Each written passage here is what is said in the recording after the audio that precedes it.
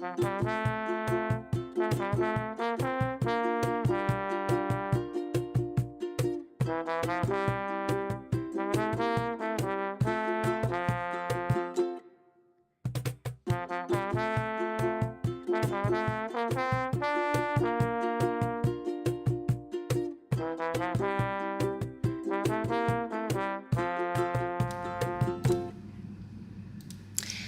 we are live. Good afternoon, everyone. Welcome to A Bookish Moment. I'm Sarah Burr.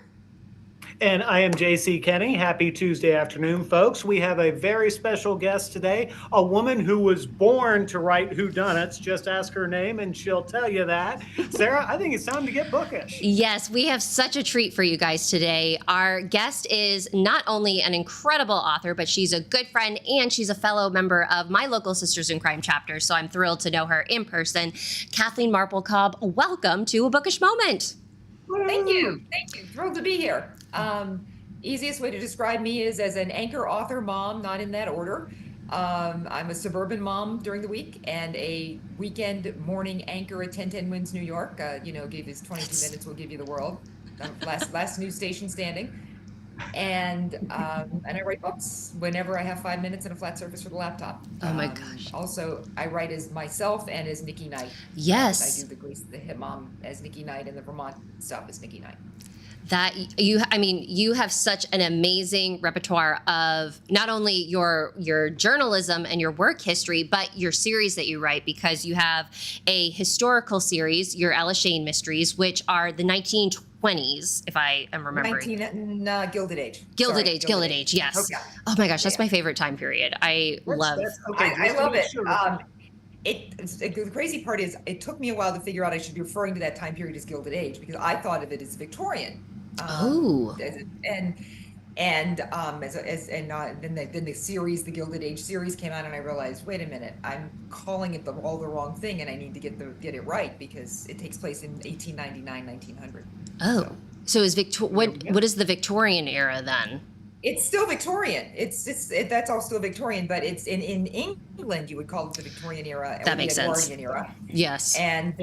But Gilded Age for us Americans, and also it's a much better description of the time period because actually Queen Victoria dies in 1901. Yes. So, yeah.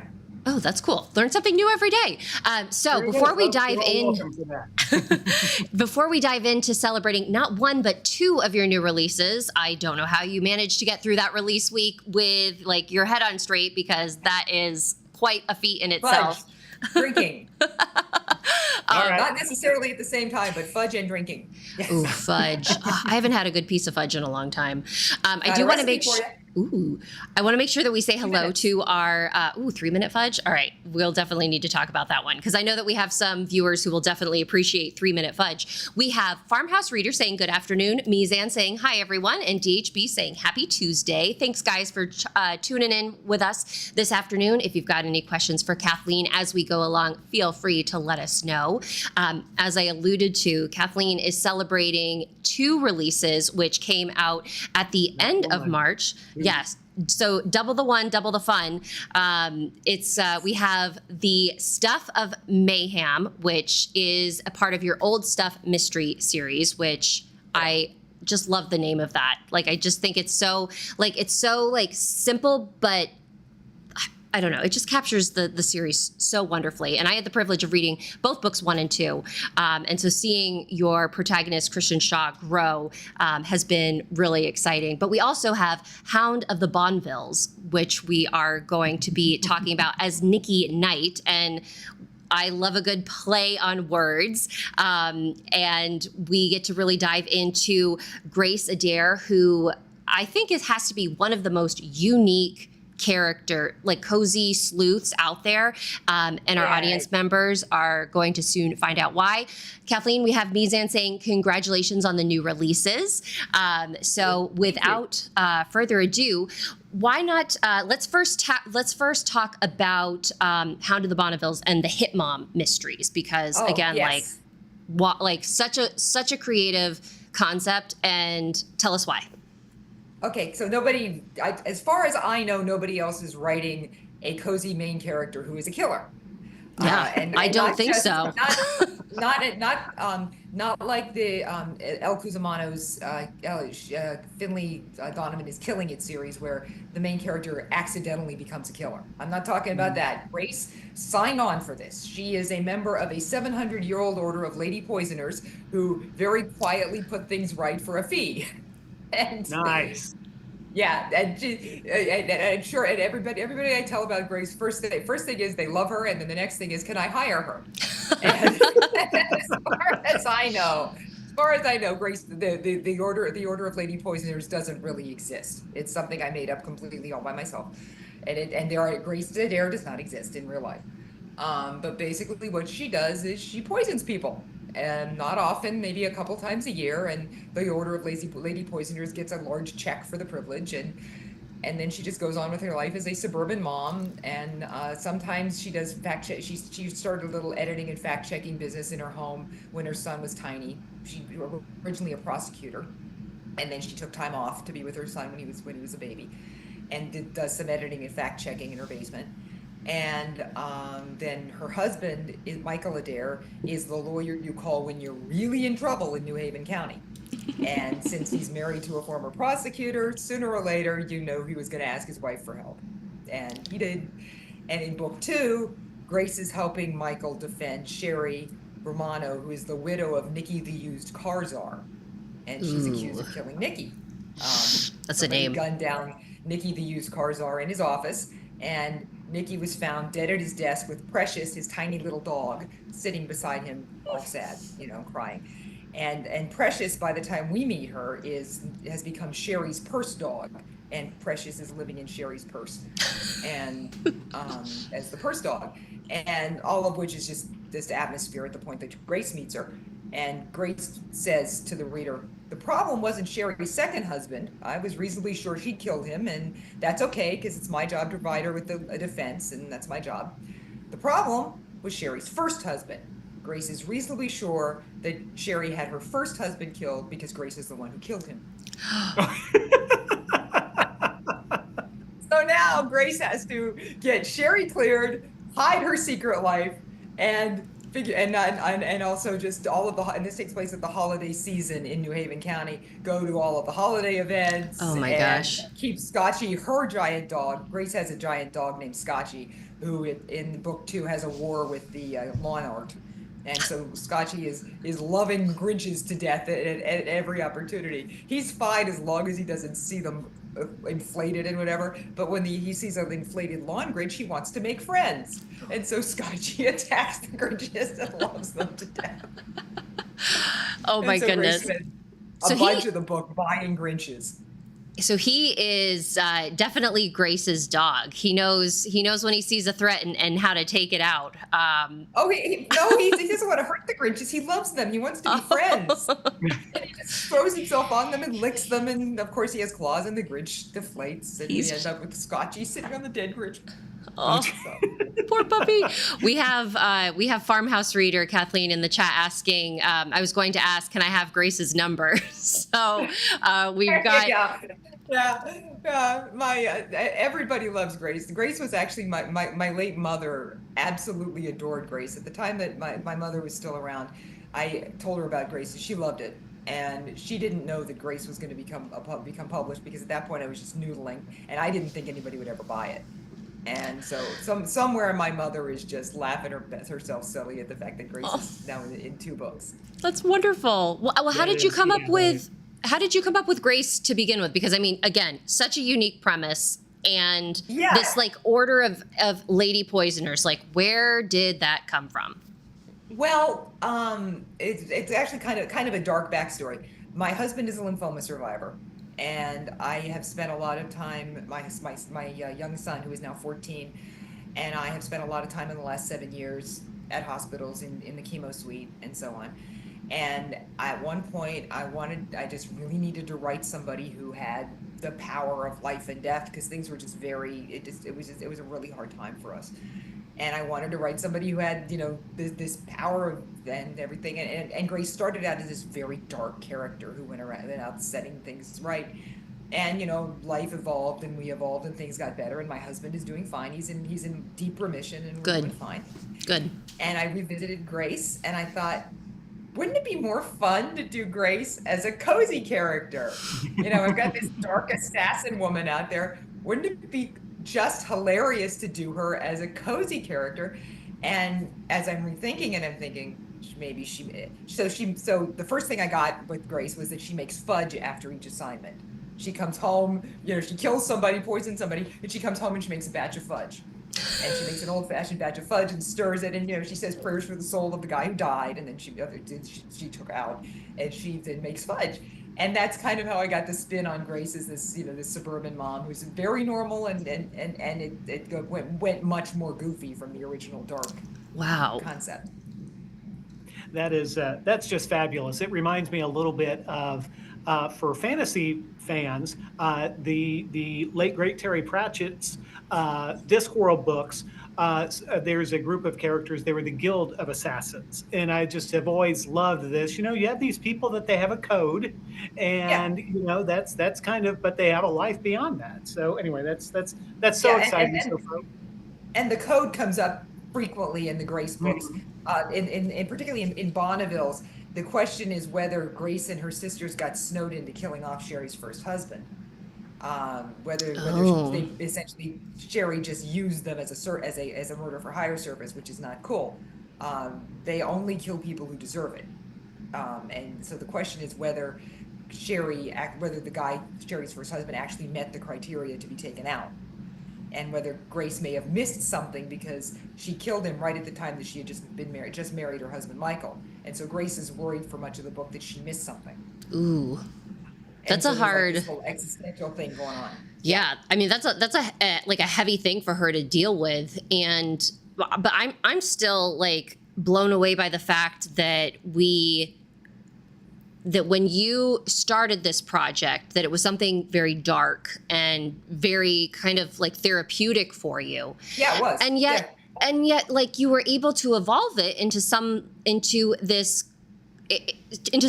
that is a part of the cozy mystery genre. And that to me is mind-blowing, because when we think about kind of all of the tropes and the boundaries and parameters that we have within cozy mysteries, that you were able to use your mind magic to convert this into this really fun book about murder. It is fun, but it's also true that the original publisher, Charade Media, and the current house that has it, Key Light Books, Turner, were both willing to stretch the definition of cozy a little bit. They were willing to ride with me a little. This book was shown to another publisher that I was with earlier, and they ran screaming into the night. A more traditional cozy publisher looked at them. Well, I mean, Kathleen, I had people saying that my social media was that's way too outside of the cozy mystery parameters. So I can't imagine what the querying process would have been for something like this. At that point, I had an agent. And he said it to the editor who had another one of my books. And the editor who had another one of my books said,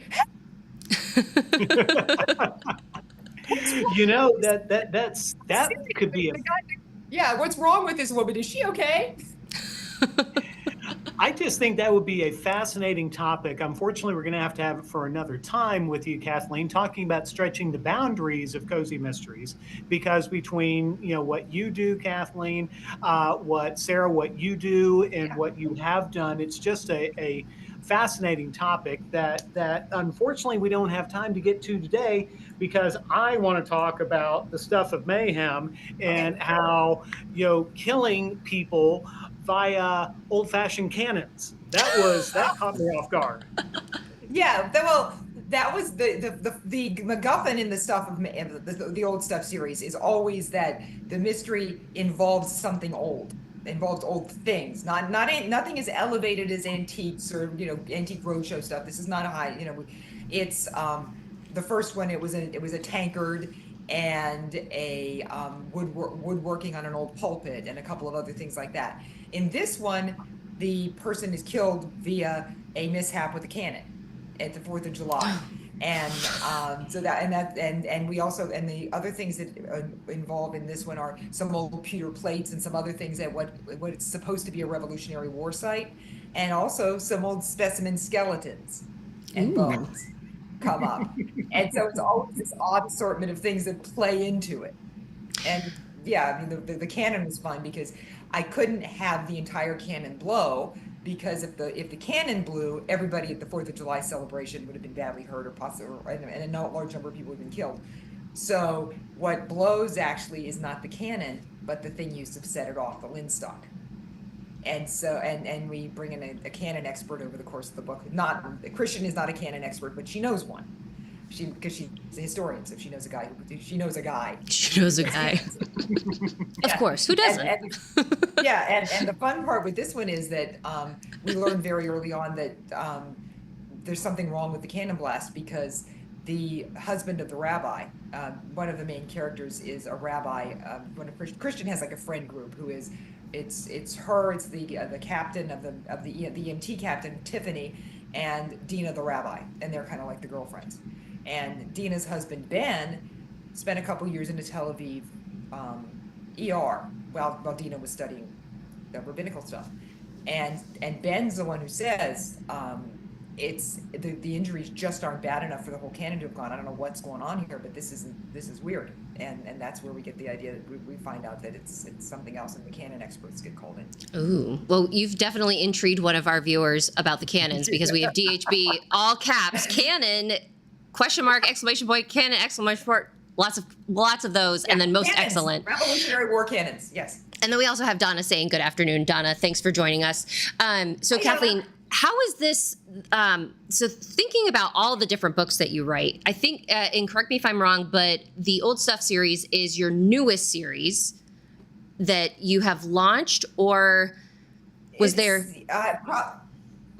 Chronologically, I think Old Stuff is the newest one. Okay. Old Stuff and Grace are roughly the same time. Gotcha. Okay. So how did you go from, let's say, your Ella Shane series, where we're in the Gilded Age? Ella, she is a performer. She's an amateur sleuth. You've got Grace, who is a hit woman.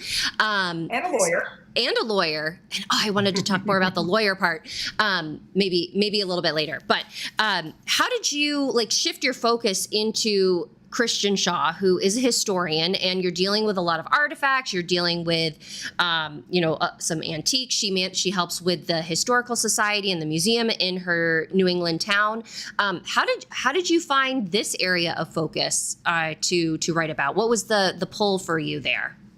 That was actually, I wanted to use a lot of the stuff that came up during research for the Yellow Books. The Yellow Books require a tremendous amount of research, because I think there is, correct me if I'm wrong, but with historical readers, I think there's an expectation of for lack of a better term, history porn. Mm-hmm. They expect to know what people are wearing, what people are eating, how people behave. In the most recent Ella book, in the Ella book that's about to come out, there's an at home where Ella holds her first at home as a duchess, and we need to know how people behave during that, and so there's all this stuff that is expected, and all of that requires research.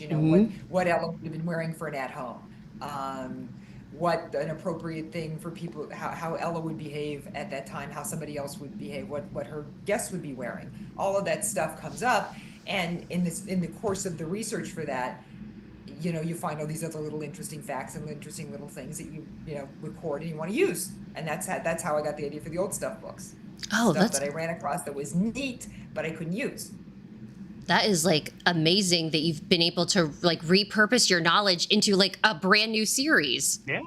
Yeah, and that was kind of the initial inspiration. That gee, I'd done all this research. Gosh, I kind of use it somehow. And my goal, I never set out to have. I guess I have 4 series now. My goal was never to write 5 different mystery series. My goal was to have 1 historical and 1 contemporary, but business of publishing being what it is, didn't quite work out that way. Well, mystery is part of who you are, which again, folks, we had been talking earlier in before we went live, but I've known Kathleen for many years, and even before I knew her through Sisters in Crime, like I was reading her books, and I was always like, wow, like having the middle name Marple is like so cool. And for me, I thought like it's gotta be a pen name. But lo and behold, that is who you are. I was born Kathleen Marple. I was my maiden name, or birth name, or whatever we're calling it now. The name with which I was born was Kathleen Ellen Marple. And people who know the Ella books will be interested with the Ellen, because that was my great grandmother's name, which is Ella, and Ellen Shane. Yeah, my grandfather's mother was Ellen, and that's where Ella gets her name. But I was born Marple. That's my name. That's the name I've always had. And I love it. My life showing my driver's license and my union card to people at my AfterCard, because people don't believe me. I mean, the one I usually get is either Marpolini or Marpolinski. Oh. And because these people in radio supposedly changed their name. People keep asking me. There was somebody named Markle in radio in one place I worked, and people kept asking me if I was related to this Markle person, and who was obviously a very good, very well-known person and did very good. I was born Marple. My name is Marple, and it really is.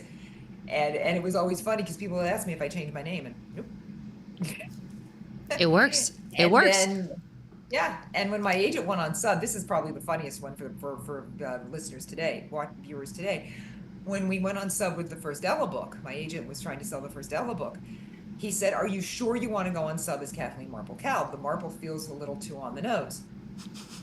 I said, "Honey, I've been out in the world as Kathleen Marple for a fairly significant period of time now, and I've been on the air in New York for several years as Kathleen Marple Kalb. It's just possible that will land on the desk of somebody who heard me that morning. So we might want to keep the Marple."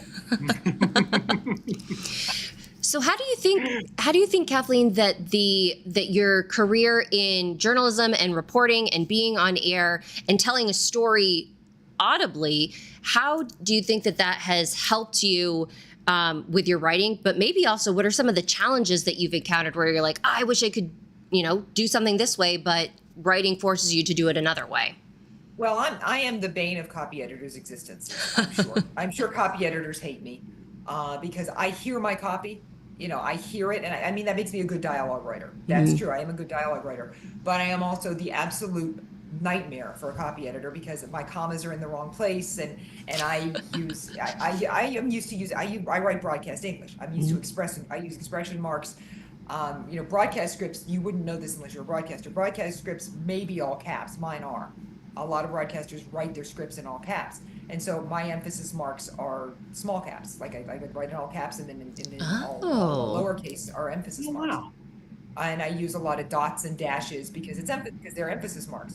And before I turn the manuscript, I go over it and make sure that I've gotten as much of that out of it as I can. But there are still going to be things that to me explain how the character talks, because I write like I talk. And so when a copy editor gets it, there are still things that she's going to have to go through. And so I'm sure I am just, they see me coming and go, no. Can you imagine writing giving somebody a manuscript that's in all caps? Yeah, I don't write fiction in all caps. Yeah. I don't do that. But I do. But there are a lot of expression marks, and a lot of.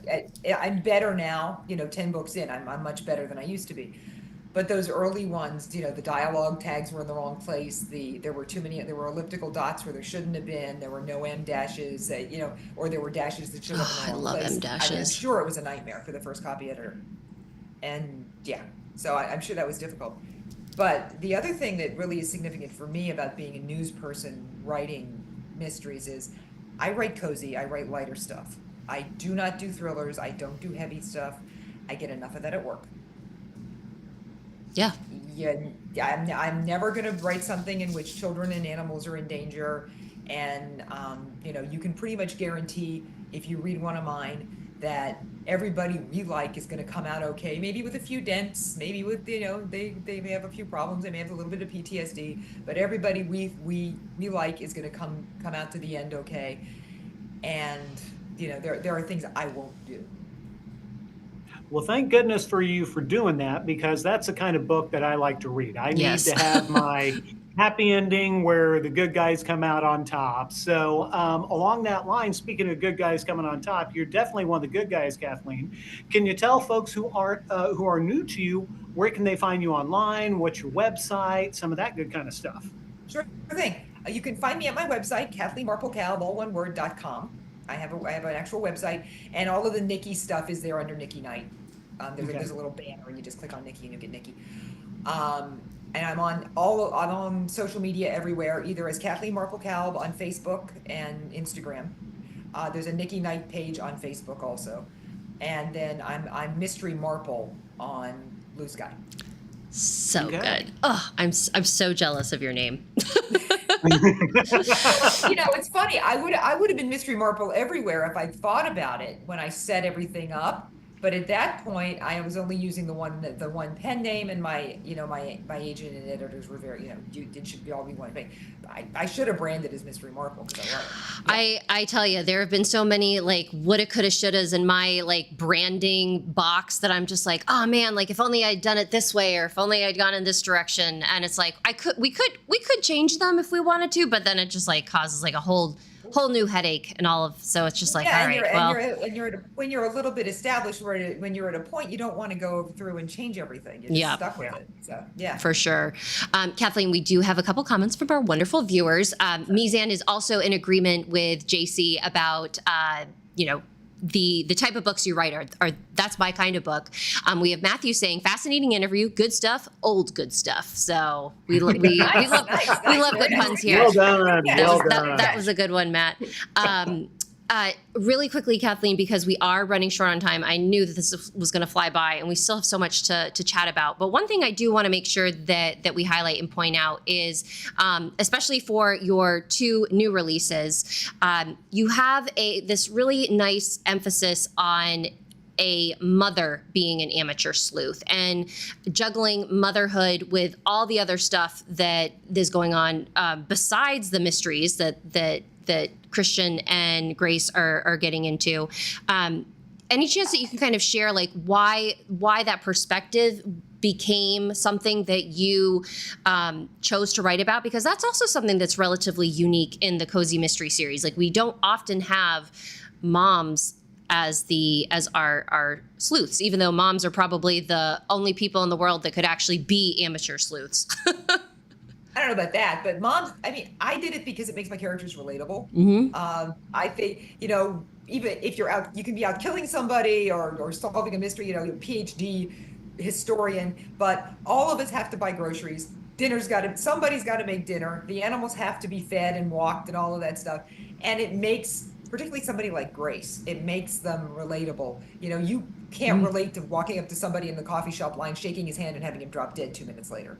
But you probably can relate to somebody who has to go out and clean it and walk the dog and discover that they're cleaning up a blue mess because he got in the temper paint.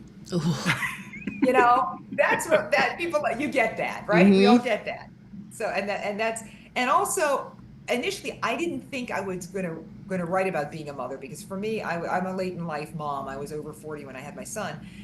And I was just shocked at how much I love being a mother and how much I love doing the line work, all of that stuff, the cleaning and the feeding and all of that stuff. I had no idea how much I would love doing that. Mm-hmm. And I wasn't sure I'd be able to write about that at first. And Ella is not a mother in the Ella books. Ella was my first series, and she's not a mom. And then I realized that I wanted to try. So I tried writing about being a mom. I tried a character who was a mom, and I never went back because it just was, that worked for me. I'm really comfortable writing moms, and I like that. That's awesome. Well, that's so cool. And it's great to have that voice and that perspective out there. Mm-hmm. And as we, oh my gosh, again, time flies when you're having fun. Kathleen, you and I are going to be on the same panel, I believe, at Malice Domestic, right? We're going to be on the Keeping It Cozy in the Modern World panel, which is going to be super exciting because, the perspective, especially Grace, who, she is the law, and we didn't get to this enough, but the fact that a lot of your mystery kind of unfolds in the courtroom itself was also, again, a really unique way to approach a cozy mystery. So hopefully we'll be able to hear more about that at Malice. No, it was fun. It was fun. That was I tried to do I watched too much Law and Order, so I tried to keep it on ground. I tried to keep the court stuff on ground that was comfortable for everybody to understand if they watch Law and Order. And the editor on that one, Britton Haller, did catch some things that I shouldn't have done, and she pulled me back. The editor on that one, Britton Haller, was very good. She helped me on that one. Awesome. So just credit where it's due. She was very helpful. Any other like events, conferences, appearances that you'll be doing in the foreseeable future that we should let our readers know about? Well, if you're in Connecticut, the Connecticut Sisters in Crime is doing a panel at Guilford Library on Thursday night. Nice. I will be at a Guilford Library panel with a couple of other members of Sisters in Crime Connecticut. And I have another book coming out in late April, early May. I think it's late April, early May. The next Ella Shane is coming out. Oh, nice. And this one's a little interesting because the big plot affects the British succession. Ooh. Because of the Prince of Wales trip to New York in 1860. We're looking into that. And the B plot is the secondary plot is a blackmail plot involving the sibling of one of the main characters. And that sibling is a man living as a woman in 1900 New York. Stories that need to be told. Yeah. I can't wait. I love Ella. She just. I love her too. I'm just starting to line up writing the sixth one, and it's going to be a little different. I know we're going to meet Gil's other son, her husband, her other stepson. I know we're going to meet the second stepson, but I don't know much else besides that. Well, I can't wait to find out. I can't wait for you to find out. Yeah. We also have Mizan in the chat saying that how excited and she is and hopes to meet you at Malice. So that Definitely. is Yes. will be Mizan. You can do a 2-for-1 if you come to our panel. Keeping it cozy in the modern world. I can't remember. James Cleveland is moderating. Yes. That's right there. Isn't there. that that's your price? Oh my gosh.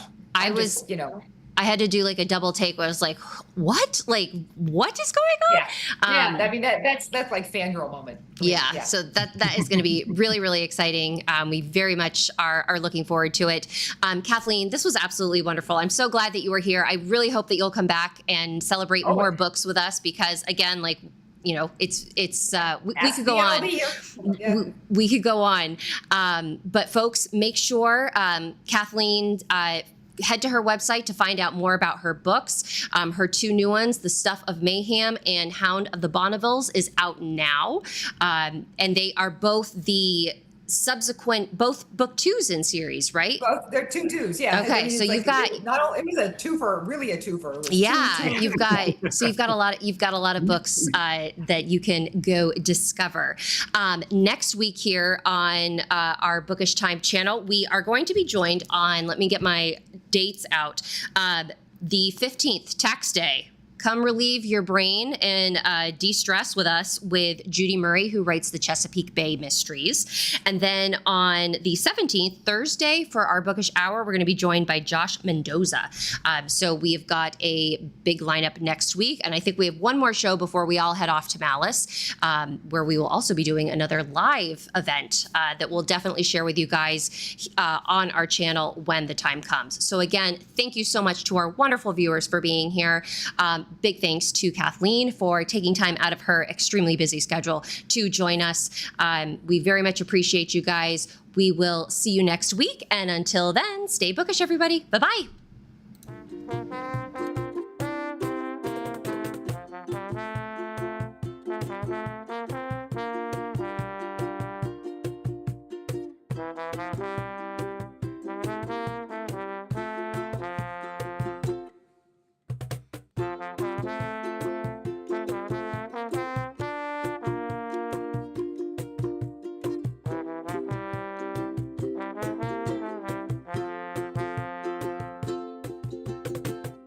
Bye.